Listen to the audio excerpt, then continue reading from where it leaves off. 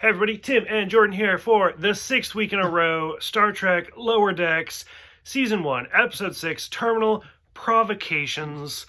I know you guys don't know, you guys don't care, but I have to sound that word out in my head. Like characteristics. I hate that word. I can't, it's difficult. Characteristics. Provocations. Whatever.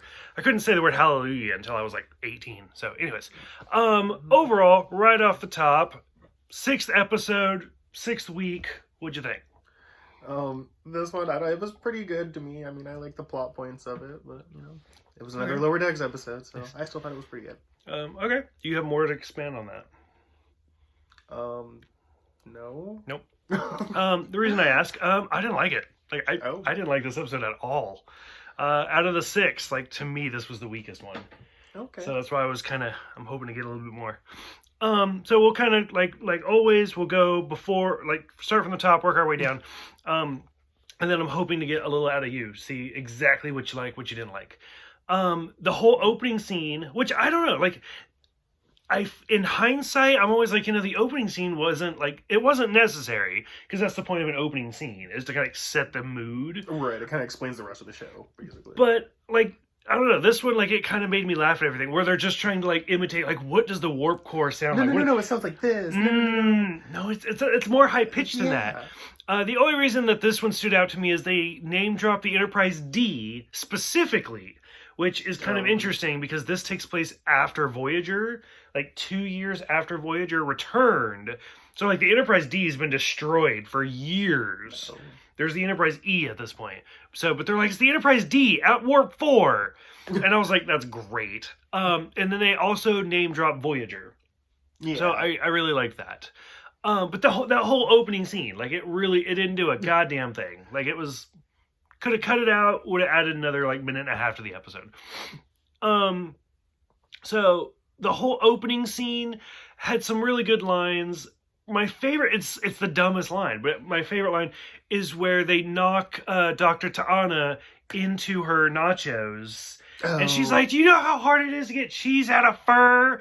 And then, I didn't even write down the guy's name because I didn't give a fuck. The ensign, who's the main guest star for the episode, is she's a cat in a coat, don't worry about her. And I was like, it's brilliant. It's alliteration where you got the same consonant sound. But I like that. And then they name drop a lot of stuff going on. Most notably, I think she was talking to Boimler, and he's like a Nausicaan tried to eat your heart, which is a Nausicaan. It's a race that goes back to the Next Generation, and actually stabbed Picard through the heart. Picard has an artificial heart. Oh. And it's because a Nausicaan stabbed him. And then evidently Starbase 80 is an insult. I don't know. I didn't get that. Yeah, when her and Mariner were getting into it, she's like, "You need to go work on Starbase 80." Ooh. Yeah, everyone in the room was like, "Oh snap! No, she didn't." I don't know. It could very well be a reference, but it's one of those for me to be a Star Trek fan, it was so they kept saying it that I was like, it's not funny. And I was like, what's Starbase 80? And yeah, you were like, I don't know. And I was like, so something tells me that in the future we're going to figure out what exactly Starbase 80 is. Probably not, to be honest. I doubt it. Fingers crossed. Yeah, but, I don't know. So, like I said, for me, hearing it over and over again, I was like, okay, I get it. It's bad. It's an insult. For you, were you like, ooh, that's mysterious and good? Or were you like, okay, I get it also? Like I said, some tells me eventually we're going to figure out about Starbase 80. So for me, the reason this show didn't 100% work was because basically you got 3 plot points, which is a little much for Star Trek. Star Trek usually has A and B, and this one actually has C. You got Boimler and Mariner dealing with the ensign character I didn't care about, who was the peace negotiator. And you had their storyline. And then you had the captain and... You have the captain and the senior crew dealing with this other alien race. That's trying to inflict war on them. And they're like, no, we're not trying to do that. We just need all these, Federation parts for ourselves. Who I didn't look at the cast list and I didn't look it up. But I feel like it was J.D. Wetzler.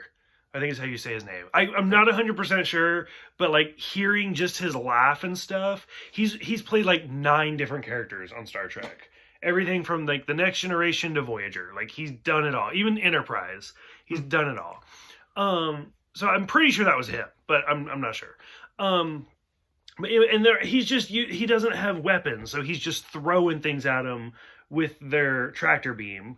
Right. So you get them, and then the Rutherford and Tendi like trying not to die in the holodeck story. Oh. So it's literally all three little groups are being attacked, and they're trying not to hurt the ones inflicting the pain on them. It's the same story, just told in three different perspectives. Basically. So, I don't know. Out of the three, did you have a favorite? And a least favorite? And a medium favorite? I don't know. I feel like you were just jumping like pew, pew, pew all over. Yeah. I don't think I really had like a favorite. I feel like they were equally like they were all dealing with their own bullshit and they were clearly having issues. And with Boimler and Mariner, I think their issue was helping their friend because he was trying to get more intelligent, and he stole one of the or he didn't steal it, I guess, but he took one of the like shield upgrade. Yeah, some core or something. Yeah, some core technobabble. That's the thing where like people like you who don't like Star Trek get overwhelmed by that, and then people like me who love Star Trek are like, it literally doesn't matter. They're just throwing out words to sound important. What matters is what they're actually doing. They're space words. Yeah, so like people like you stop as soon as you hear the technobabble. You're like, oh, what the fuck is that? And then everybody else like me, they're like, it doesn't fucking matter. He stole something that he shouldn't have stolen. Done. Keep going. Yeah, okay, got it. Anyway, so yeah, he stole something, tried to get more intelligent, didn't freaking work, and he like blew up he like fried something and threw it to the side, and then tried to play it off that someone like phased him and stole it. Yeah. And then, he tries to... He's so overly complicated. Yeah, so then there was that going on, and then, like I said, you got the senior crew where... pause there. We'll just dissect it in the thirds. Let's just stick with Boimler and Mariner real quick. Okay. Because, I don't know, I couldn't even follow that one. Like, I don't know if I drank too much or what, but that one, like, because he tried to, like, put his mind in there to get more intelligent. So basically what happened is he connected it, tried to get more intelligent, and instead of putting the data, transferring the data from the core to himself, the core ended up imprinting his brain pattern. And it, like, warped it. It warped? Yeah, it warped the core.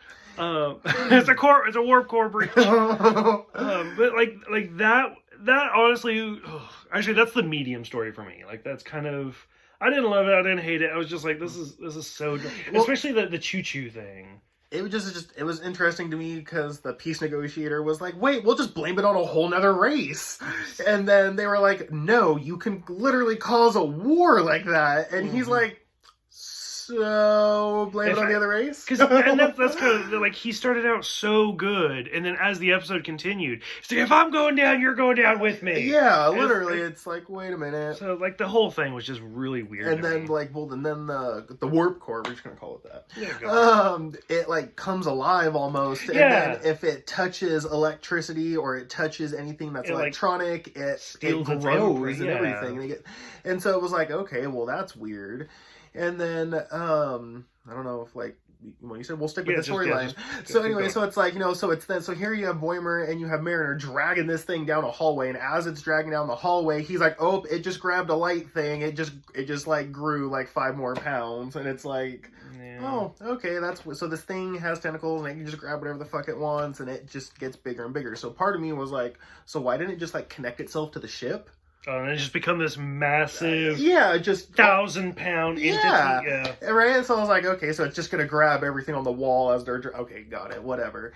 And then they end up sticking it into the like trying to put one of the cats in the carrier. Yeah, like, don't do it. Yeah, and then they end up shoving it into the airlock thing and launching it at the other ship. Yeah, and then they don't even plan on doing that. They're just like, okay, this thing needs to get out, but again, it's in the airlock, so again, you're like, why didn't it just connect itself? But nope, they open it up and then it shoots out, and then in the technically like the third storyline, where this other race is like trying to attack the Cerritos or whatever, whatchamacallit, it hits the main guy's ship and actually starts tearing it apart, so it actually ends up doing it to that ship. So again, why didn't it do it to the Cerritos, but it did it to that? I don't know, it was interesting to me, but I still, like, I got a chuckle out of it. Yeah. I'm glad you enjoyed it. You got way more out of it than I did, because I was like, I don't know what the fuck's happening. I wasn't 3 drinks in when we were watching it. That's true. That's what I do. And see, like, I missed 90% of that. But then I pick up on the stupid stuff. Like, they're like, oh, he got promoted and transferred to the Titan. The Titan, after the Next Generation is over, is the ship that Commander Riker becomes the captain of. Okay, and that's the peace negotiator. That's really not a peace negotiator. Yeah, and then he gets fired. Yeah, and then, like, it's Earth's problem now. Yeah, Mariner and Boimler are talking to him, and he's just like, shoot, he's like, I got fired. He's like, it sucks. Can you believe I got fired? And they're like, what? You weird. Fired? Weird. Odd. And he's like, well, anyways, if you can, like, put in a good word for me. There's static going on. You must be going through a tunnel. Yeah, and then they hang up. He's like, okay. And then, like, they pretty much leave it at that. Yeah, they're just like, okay, yep, he's not coming back here. So, yeah, and that's about the whole, like, main storyline, which to me is kind of in the middle. Probably the better storyline to me, because it's the most simple, is the senior bridge. Because there's literally nothing to talk about. Like you said, like, the captain doesn't want to start a war. This guy's being a dick. Probably the best thing is, like, you being like he engaged tractor beams. Well, you need to engage our tractor beams. Yeah. Like, actually, yours was going back to the Mariner storyline. You break rules all the time. Only the dumb ones, because I know better. Yeah. Like, I'm sorry. Like, I know there's this rule, but guess what? If I don't follow it, it still gets my job done, and it gets it done 10 times quicker. So, you know what? I'm going to skip, like, 5 of these rules that I'm supposed to do, and I'm just going to go from point A to point, like D, I guess. I don't know. And then call it good. And then when they're like, oh my god, how'd you finish so quickly? I'm like, I don't know. I'm, like, just smart at my job, I guess. Like I said, you're a mariner. Yeah. But like the rules I'm allowed to. The main storyline was, or like the senior crew storyline was probably my favorite, because it was the most simple, and it was just whatever, trying to negotiate this treaty, whatever. To me, the dumbest storyline was the Rutherford and Tendi being in the holodeck. Only because of Badgie. Like, Badgie annoyed the fuck out of me. I thought it was kind of annoying, too. And they only end up in the holodeck because, what's her name? Tendi, or whatever. What is it, like float and magnet? Float and magnet. What if I forget to magnet? Which, at first, I was like, wait, didn't she magnet? Oh, I didn't know I was done talking. That's cool. Which I forgot in the first episode. Like, I thought she had like, they did their spacewalk, but that was his other girlfriend. I don't even remember that, but okay, it's okay. So go ahead. But that's the thing, is that they end up in the holodeck because she was like, because they're supposed to go do a mission, and she's like, so here's the problem. My teacher screwed up and gave me a B on my, like, spacewalking test, and I never actually did it. And she's like, I didn't just say anything. So she's like, I just accepted it. And that would kind of be me too. I'd be like, well, I'm not gonna argue. Thanks. Bye. But yeah, so it's funny that they end up in the holodeck, and then that's the problem, is that I feel like they're all kind of connected, because when they're in the holodeck, they're trying to learn the whole spacewalking issue, and what's the other guy's name? Redford, yeah, he creates a program or whatever with the little Badgie, and which he almost reminded me of Mr. DNA. Yeah, like, kind of. He had that little, like, overly cartoony type thing. Yeah, and so, anyways, but while they're in the holodeck, is what happens is, since the warp core got taken, it lowers their shield defense. So as they're getting hit with the debris from this other species, and the debris is hitting the Cerritos, it messes up the defense, and all the safety features end up off of the holodeck. Yep. And so that's where it gets a little interesting, because then Badgie turns to be a son of a bitch and tries to kill everybody. Which, at that point where I forgot exactly what he said, but he's like, there's all sorts of interesting things you can do on the holodeck, and he names, like, a dozen things. And he's like, there's Sherlock, there's Robin Hood, there's Leonardo da Vinci, there's Albert Einstein, there's Stephen Hawking's. Like, those are all characters that they've done in, like, Voyager and The Next Generation and stuff. Interesting, okay. Like, Stephen Hawking actually played himself in an episode of The Next Generation. Oh. So I like that. And, like, I liked that plot, because that's a plot point we've seen before, where, like, the safety protocols get turned off for the holodeck. And so I liked that. It was literally just Badgie. Badgie kind of just, I don't know, he just annoyed me because I understand it's a cartoon, but he was like overly cartoony. Yeah. And it was dark. Like, he was like, I'm going to slit your throat and wear your skin. I was like, yeah. Damn. It did get really... And like, where he's like, breaks the guy's arm or something. Like... when he's killing all the villagers, when they switch it from the space program into the village scene. Yeah, and like, he's just like, I'm gonna find you. Yeah. And like, he's just ripping people's heads off. It's like, oh shit. Yeah. And that's the other thing too, is like it's a program and he's a computer, and even they say that in the when they're like, because they switch it to a mountain scene, or no, when they're going up the steps. Oh yeah, the Bajoran temple. Yeah, when they're trying to run away up this hill to the temple, they're like, why is he getting tired? And he's like, he's a program, he shouldn't be affected by the weather and getting tired. Like, what is going on? And so they switch to a mountain and they try to freeze him out, which I thought was weird. Because if anything, why didn't they freeze too? Because I feel like you could see them, like they were cold, but they were hoping he would freeze first. Yeah, and that's just the thing, though, is that I feel he's like already getting tired on the steps. Just keep doing what you're doing. Yeah, exactly. Like, but that's the other thing too, is that they're more organic than he was. So wouldn't they have frozen before him? Technically, I mean, it was just like it was. I mean, I don't know science, so I guess. So part of it. So I have two explanations. The first one, real quick, is that the thing I did like about Badgie is how he had the little load thing. It was basically Internet Explorer. Oh, yeah. Where it's like, just give him a minute. He reload. So I like that. So part two, it was kind of a reference to the episode Impractical Joker, which is an episode of Star Trek the Animated Series from the 70s, which is actually the first appearance of the holodeck ever. They don't even call it the holodeck. They call it the rec room. But everybody thinks it started with the Next Generation. It didn't. It started with that. And in that episode, the Enterprise goes through like a nebula or whatever, and the computer becomes sentient and starts like causing stuff going wrong all over the ship. So like in the original series, Spock had like this little thing, and he would put his eyes into it, and that's like the periscope basically. And he'd do that, and then when he pulled it off, there were the black circles around his eyes. Like, it was stupid shit like that. It's the Impractical Joker. But then you could hear the computer laughing. Or, like, the computer had taped a thing behind Kirk, and it said Kirk is a jerk. Stuff like that. It was stupid. Okay. But the point is, in this episode, the first episode with the holodeck, Scotty, Sulu, and Ahura go into the holodeck, and they're supposed to have, like, this peaceful picnic day or whatever. But because the computer starts messing up everything, the computer thinks it's funny to turn it into a snowstorm and tries to freeze them to death. Now, this is long before like safety protocols and stuff like that. That didn't come around until the Next Generation. But that's the only thing. I was like, I think the snow was supposed to be a reference to that episode. But that could be like me like super reaching. So you never know. But like for me, that was the bottom storyline. Like, I don't know. Badgie just kind of took me out of it. Yeah, I would say, I don't know, like I said, after I liked him when he was evil. It was dark, but I liked him when he was evil. And then, like, does he still know? Is he still evil? Yeah, that's the thing, too. And then they're just like, nope, he doesn't, and they walk out. And then as they walk out, he's like, I'm always here. Yeah. Which, again, is kind of a reference to Moriarty. Because, so, for the Next Generation, in, like, season 2, they made an episode in the holodeck where Data played Sherlock Holmes. Right. And the butler from The Nanny. I don't remember his name. Oh. Niles. Yeah. Niles plays Moriarty. Well, after they made this episode, the estate for Sherlock sued them. Oh. And they're like, no. You cannot, like, blatantly say Sherlock and Moriarty and Watson, because Geordi was Watson.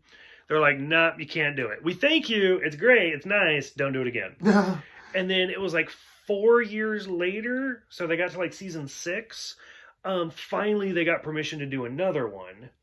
And so in that first episode, it's all about Moriarty becoming sentient and realizing he's a hologram. Oh. Because Data, like basically as soon as Data and Geordi walk into the holodeck, Data just looks around and is like, that's the killer. And Geordi's like, we haven't done anything. He's like, yes, but that matches this book, which matches that. And Geordi's like, that's not the point. So they reprogram the story for a murderer that can outsmart Data. Not Sherlock, but Data. Okay. So Moriarty becomes like the super genius that can outsmart Data, and then he realizes he's in a hologram. Oh. So anyways, like 4 years later, Barkley, who's a different character, accidentally turns it on, and Moriarty's like, I've been sitting in storage for 4 years. What's going on? And then Barkley's like, you've been like conscious? Like you know time is passing? And he's like, yeah. And so it's all about him being super angry. Oh, that's interesting. Okay, so no wonder Badgie was like... So I'm assuming like that's kind of Badgie is like going... It was a very Moriarty type character where he's like, I'm always waiting. So that's kind of interesting. Kind of where that's going. I figured since it was a computer, he would just be like, "Oh, you're off. You're like asleep." Yeah, and that's what the goal was. But so I don't know. There's a lot of little shout outs and references, and probably nobody even realized it. They just did it by accident. And I was like, "Ooh," because Star Trek's been around for so long. There's nothing original. So they're like, yeah, we'll do a hologram. Who knows it's a hologram and knows it's awake? Did you know they did that in 1991? Because it's like The Simpsons. You can't do anything new. So, But I don't know. Like, even though like this was out of the 6, this is probably my least favorite episode so far. But still lots to talk about though, which is good. That means it's a successful TV show. Yeah, for the most part. I mean, it was like what, half an hour long. So. Yeah, they're less than that. They're like 22 minutes. Oh, okay. Something. So there we go. Yeah, there you go. This video has lasted about as long as the episode. Woo! Okay. Anything you did like, anything you didn't like, any closing thoughts, things you want to see again, things you're like, please don't do that again? No, not that I can really think. Like I said, out of this episode, like I said, I feel like we're gonna figure out what Starbase 80 is. Okay. And then maybe that's the Klingon prison where the Yeti tried to steal her shoes. Right, something, yeah. Starbase 80. And so, well, like I said, as far as I got from this episode, that's what I'm looking forward to at the moment. And then I feel like whatever the cat, Dr. Ta'ana? Yeah, Ta'ana, I feel like there's something there, because she was like, I've heard about you. Yeah. She's like, at least there's someone around here that respects, like, authority or... Which, I don't know if anybody on the crew knows that Captain Freeman and Mariner are mother and daughter. Because nobody's talked about it. At all. No, not yet. So I don't know if it's like this well kept secret or I don't know. It's weird. Which kind of on the conversation of like things that we hope to see, they still haven't done anything with Commander Ransom and Mariner.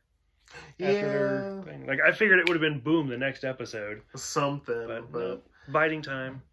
But I'm also assuming that they had already written out several episodes. And then they're seeing which ones the fans like, and that's what they're gonna keep the storyline going. Yeah, that makes sense. So, okay. Any other closing thoughts? All good? No, all good, I guess. Okay. Yeah. Okay. So for those who have seen this one, what did you guys think about like what sound do you think the engine core makes? What did you think about all the references out of A, B, and C storylines? Which one did you guys like the most? And we will see you guys next Thursday.